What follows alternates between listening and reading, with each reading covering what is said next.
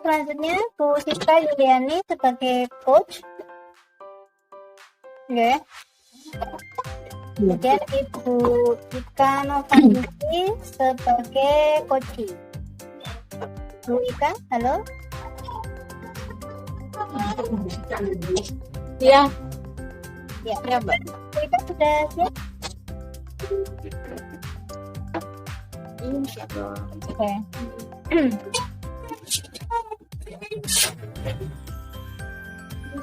Assalamualaikum. Waalaikumsalam. Selamat sore Bu Ika. Bagaimana Bu Ika? Ada sesuatu yang bisa saya bantu? Kok sepertinya terlihat pelan ceria? Iya ini tuh saya membutuhkan teman yang berkenan saya pribadi. Saya mau coba dikit. Kira-kira saya mengganggu waktu tidak ya Bu? Atau nanti aja ya? Di malam aja ya? Ih, Bu Ika kayak apa? Saya kebingungan kebingungan. Maaf ya Bu Siska, malah mengganggu aktivitasnya. Iya Bu Ika, tidak apa-apa. Bagaimana Bu Ika? Adakah yang bisa saya bantu? Dan apa sih yang Bu Ika harapkan dari pembicaraan kita ini? Sebenarnya saya ingin mendapatkan pemecahan dari masalah yang sedang saya hadapi, Bu Siska. Sebenarnya masalah apa Bu Ika? Coba deh Bu Ika ceritakan apa yang Ibu alami. Tadi saya dipanggil kepala sekolah. Beliau menerima pesan dari pengawas yang kemarin melakukan supervisi di kelas saya. Beliau mengatakan bahwa pengawas merasa keberatan karena saya mengajar tanpa menggunakan buku teks. Memangnya Bu Ika menggunakan sumber belajar apa? Saya menggunakan dari berbagai sumber Bu sebenarnya. Bisa dari Google, saya ajak anak-anak melihat YouTube. Menurut saya yang penting mengajar kurikulum kan ya Bu. Ya Bu, tapi terjadi tidak setelah kita menyatakan itu kepada pengawas. Beliau sepertinya merasa tersinggung dan mengingatkan saya supaya menggunakan buku teks. Menurut Ibu, apakah ada cara lain dalam menyampaikan kepada pengawas itu sudah benar seperti itu? Cara Bu Ika itu sudah benar ketika menyampaikan kepada pengawas. Ya, menurut saya ini akan memudahkan anak dalam memahami materi yang diberikan dan akan lebih membuat anak lebih tertarik karena menggunakan benda yang konkret, yang abstrak, dan anak-anak juga saya rasa lebih termotivasi untuk terus belajar. Yang penting kan sudah mengacu dengan kurikulum. Itu kan seperti itu ya Bu Siska. Ya, kalau menurut saya yang Ibu Ika lakukan sudah bagus. Tetapi bagaimana dengan anak ketika menggunakan hal belajar seperti tadi? Karena karakter anak kan berbeda-beda dan gaya belajarnya pun juga berbeda-beda. Iya sih ya Bu Siska ya. Memang sih tidak semua anak itu mendapatkan hasil yang maksimal. Ada beberapa anak yang hasilnya masih kurang tuh. Nah, sekarang menurut Bu Ika, mengapa pernyataan Ibu kepada pengawas tadi kok bisa tersinggung? Coba di-flashback lagi. Kita merenung kembali, kira-kira menurut Ibu bagaimana? Kalau menurut saya, kalau menggunakan buku teks itu kan memang penting ya Bu ya. Kalau menurut Bu Ika bagaimana? Kira-kira yang diharapkan dari pengawas itu menggunakan buku teks itu kira-kira lebih baik atau bagaimana? Iya ya Pak, argumennya yang disampaikan itu bagaimana? Ini ya Bu, iya ya, saya pikir buku teks itu juga penting ya. Saya takut kalau ngomongnya salah tadi kemarin itu sama pengawasnya. Iya, pasca kejadian ini kira-kira apa yang Ibu rasakan? Bagaimana perasaannya? Saya yang merasa kurang nyaman, Bu. Saya kepikiran terus.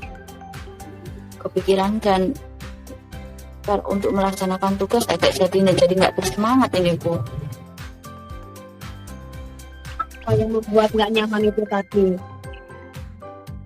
Yang membuat tidak nyaman itu beliau, ibu pengawas, menyampaikan hal tersebut kepada kepala sekolah.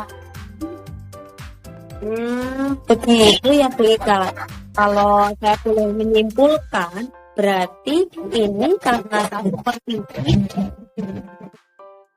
Jadi ditegur oleh pengawas. Pada saat itu memberikan argumen kepada, lalu pengawas tersebut tersinggung, lalu menyampaikannya kepada kepala sekolah Bu Ika. Jadi itu membuat kita pikiran terus. Dari masalah yang Ibu hadapi sekarang, langkah apa yang ingin Bu Ika rencanakan atau yang Bu Ika akan lakukan untuk kedepannya?